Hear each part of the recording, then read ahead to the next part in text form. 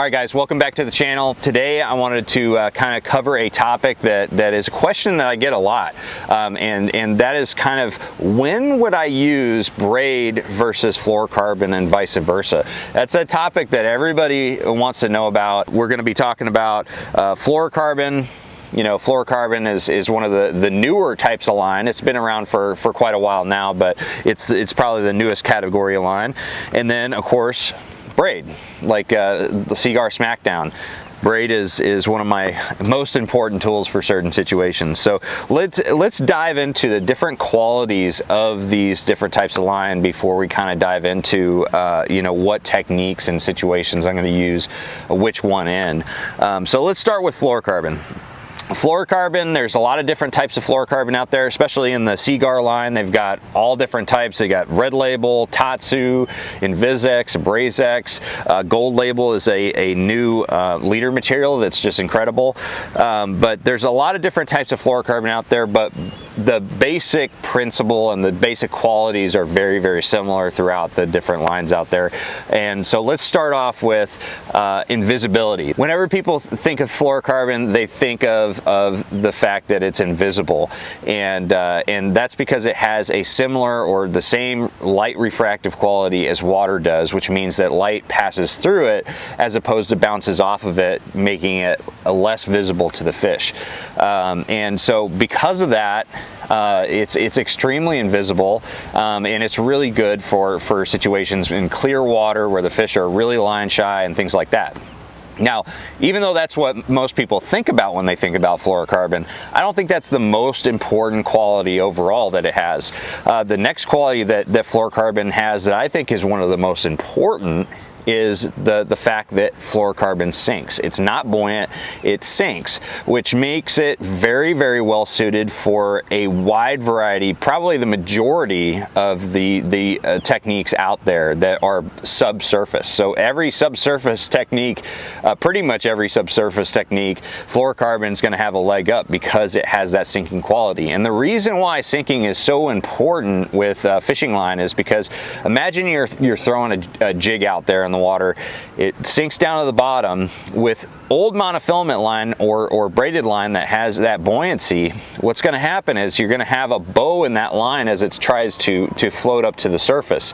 So you're not going to have a direct line of contact with that bait, which means that you're not going to have as much sensitivity. Now with braid, because there's no stretch, and we're going to talk about that, you're going to have plenty of sensitivity, but it's just still not going to be the perfect line for that type of situation. But with monofilament, old school nylon monofilament, you've got that big bow on your line and you have very, very low sensitivity because of that, and also it had a lot of stretch. Fluorocarbon does a really good job of keeping you direct contact with that bait at all times, and that gives you a really good hook set. It increases the sensitivity and just overall allows you to understand what's going on with your bait at all times. So I think the sinking quality of fluorocarbon is probably the most important. Next, let's talk about stretch.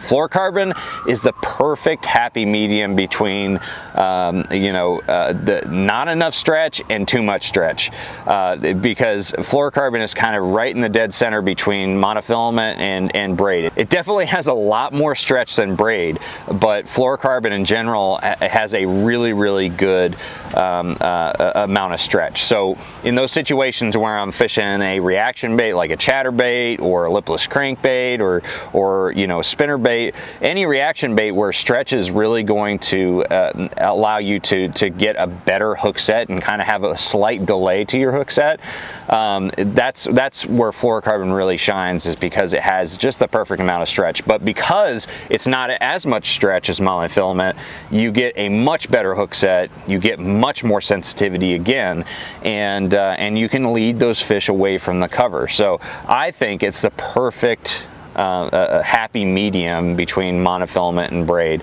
as far as the stretch factor goes. All right, so the next quality that fluorocarbon tends to have, and again, there's a lot of different types of line out there. There's a lot of different brands, a lot of different formulas, but Cigar has a lot of different line that has really good abrasion resistance. And in fact, they have one line of fluorocarbon called Abrazex that is specifically made for abrasion resistance, and it's it's phenomenal for that purpose. But in general, fluorocarbon has really good abrasion resistance. But just like any line, you want to make sure that as soon as you get a nick in it, you retie. It's just something you have to do with any line because it's going to weaken dramatically if you have a little nick in it. All right, so now let's talk about braided line. This is a category of line that's been around for a long time, longer than I've been alive, but it's still as relevant today as it was back then, and it's got some really, really good qualities.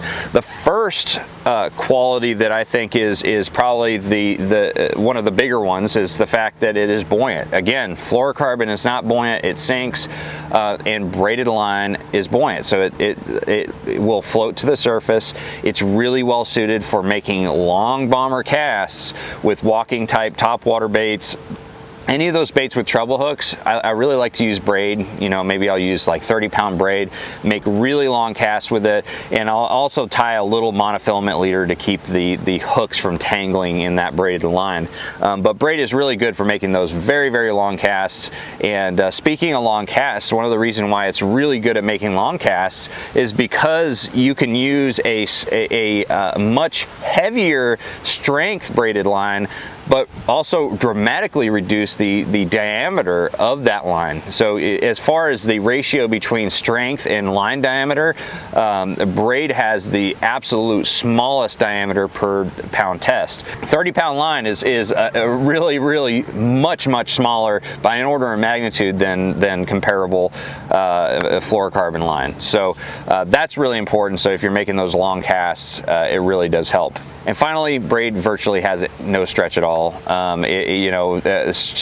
which is really important for a lot of different situations. Anytime you're fishing around vegetation, heavy vegetation, whether you're fishing pads, reeds, submergent, grass, you want low stretch to be able to pull those fish out of that cover quickly and also feel bites. I guide with braid in Alaska. We use 80-pound braid for halibut and 300 and something feet of water, a lot of current, and you can feel every single bump on the bottom because there's no stretch. Same thing for bass fishing, that low stretch really does equate to a lot of sensitivity. And another thing that is kind of a really big deal with braid, especially when you're fishing around grass, is the fact that it kind of saws through that grass. Like, it'll cut through grass really, really well, which is the reason why anytime I'm casting into vegetation, I'm going to be throwing that braided line because it will slice right through it and I can get those fish back. Monofilament, fluorocarbon, they will not do that. You'll have a really hard time because you've got a lot of stretch with those lines, and they're just not going to saw through that. All right, so now that we talked about the different characteristics of these two lines, let's talk about the applications that I use them for. So fluorocarbon, we pretty much already touched up on it. Anytime I'm fishing a bait below the surface, whether that's a bottom bouncing bait or a bait I'm trying to get down to a maximum depth, because fluorocarbon sinks, I'm going to be using fluorocarbon for those applications. So anything from jerk baits to crankbaits to jigs, Carolina rigs, Texas rigs, any of those situations where I'm not fishing in extremely dense grass. If I'm fishing above the grass, it's fine, and if I'm just trying to rip a lipless crankbait through grass, fluorocarbon works great. But anytime I'm not fishing dense grass, but I'm fishing something below the surface, that's when I'm going to be using fluorocarbon. And depending on the situation I'm presented with, I'm going to be using a variety of different types of Seaguar fluorocarbons. That is kind of the overall situation that I use fluorocarbon for.